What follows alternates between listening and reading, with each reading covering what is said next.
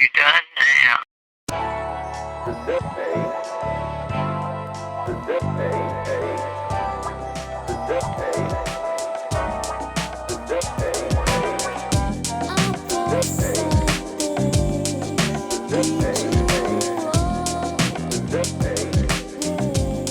And she joins me right now to talk about the new book, the new edition of the book, Yours Cruelly, Elvira, Memoirs of the Mistress of the Dark. She joins us this morning, Cassandra Peterson. Cassandra, how are we? Hi, I'm good. I'm awake. There you go. Yes, you and I both. We're here talking about the book. And look, I have a lot of questions and I have a little time. So let's just dive right into it.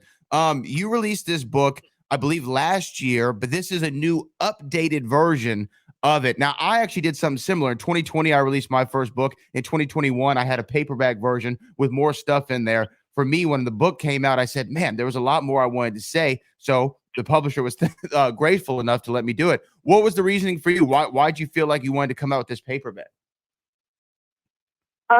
Well, the paperback was coming out, so we put 32 additional images in it, and we put 3 alternate covers on it because my fans are big collectors.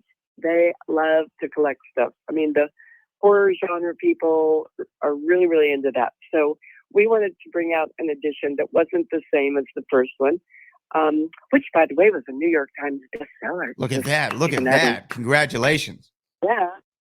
Thank you. And so we just wanted to give the fans a little bit more, a little bit different version. So we really, really pushed the publishers to do that, and they did.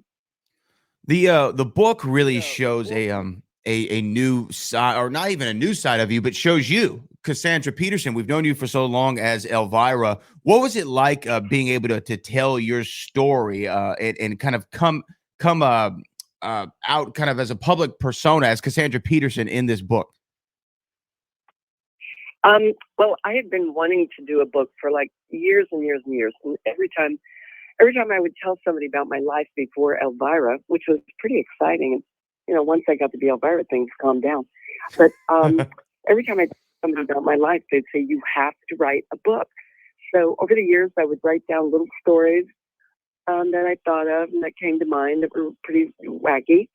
And I kept compiling them. But finally, my very dear friend, Pamela DeBar, who wrote the book, I'm with the Band, convinced me that I will never write the book unless I got an agent and I found a publisher. And she was 100% right. I'd still be collecting little stories and not doing anything. So she introduced me to her literary agent in New York. He went out, we sold the book, and then I had to sit my butt down in a chair and write the damn thing, which took like 1 year, almost 7 days a week writing.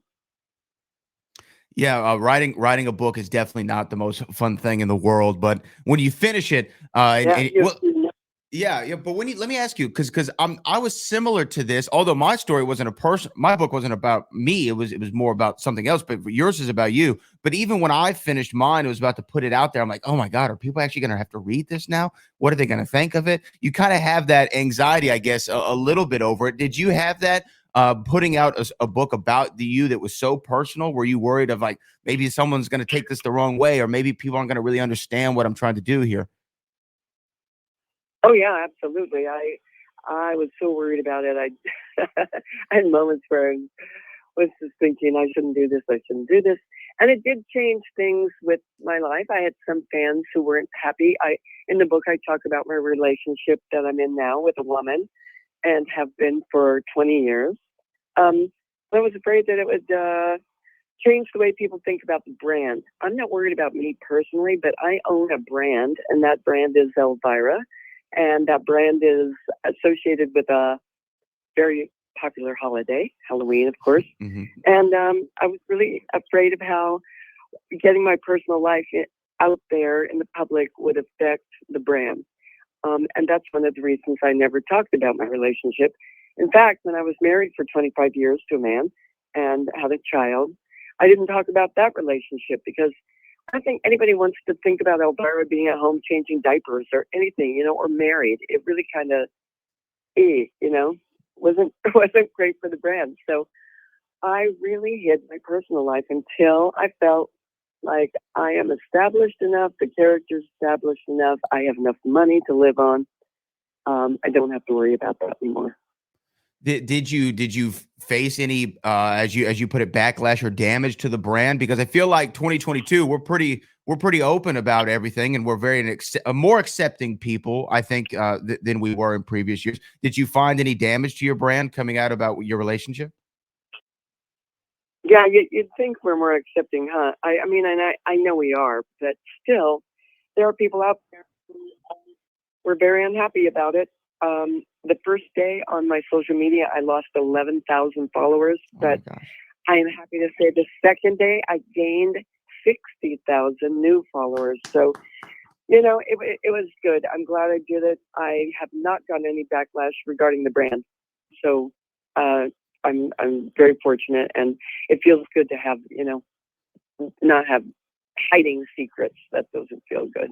Yeah, I mean, you only got one go around, right? And you might as well be your true, authentic self. And you know what? Those 11,000 people that unfollowed you, they're probably a lot more unhappy without Elvira in their life than they were with it. Let me ask you, with the book being out and this being the season, everybody of course knows Elvira, Mistress of the Dark, and during this time, I'm sure the Google searches are going up. People are wanting to go watch the old movies and watch the things that you've done. For those who might not know, how did Elvira and Cassandra first become intertwined? What was the origin of you getting this part, and why do you think it resonated for all these years? Well, I was a struggling actor, dancer, singer in Hollywood, and I heard about a part for a local horror host. And I didn't know what a horror host was. I honestly didn't. I'd never seen one. And but I did like horror. I was really into horror. So I thought, this might be a good gig, you know, I could make some money on. And I went to an audition with several hundred people. Strangely, I got the part. And then I had to come up with a look. And so a friend of mine helped me design a costume that looked a little, you know, like the classic Morticia Adams vampire thing, but also had a little punk heavy metal edge to it for the 80s. And went on local TV in Hollywood, was on there a couple of years and got an offer to take the show national. And did that, did a few national commercials for Coors beer and for Pepsi. And suddenly the brand was, national and even international, and just kept going and going. I mean, from this little $350 a week job that I had in a local station. So I don't know, just kind of amazing. A lot of luck, I guess. Good fortune. I would be remiss though if I did not ask you about something. My whole life have been a professional wrestling fan, and that's actually the first place that I saw you was WrestleMania 2 with Jesse Ventura, Lord Alfred Hayes on commentary. What do you remember about? And you've done a couple things in wrestling over the years, if memory serves me correct. What do you remember about WrestleMania 2 and just kind of the love that you've gotten from the pro wrestling community? Well, I wasn't wrestling, by the way, folks. I was just there as a commentator. Right. What I remember about it was I had a fantastic time. I hung out with Jesse Ventura, who was a doll. Hulk Hogan, not so much, but a lot of other interesting wrestlers that I still know to this day and run into at conventions once in a while. But I grew up watching wrestling with my dad. That was our thing every night before bed. Me and my dad would turn on the TV and watch wrestling, and I loved it. So when I got invited to do that show, I was just like, so much nostalgia. It was so awesome. I couldn't have been more thrilled to meet all these guys. Yeah, it's a wacky world. Pro wrestling is, but I'm sure that you have stories for days about all the incredible things that you've been able to do in your career. Again, we have the new book out for everybody right now. You can go get it at your book retailers, wherever books are sold.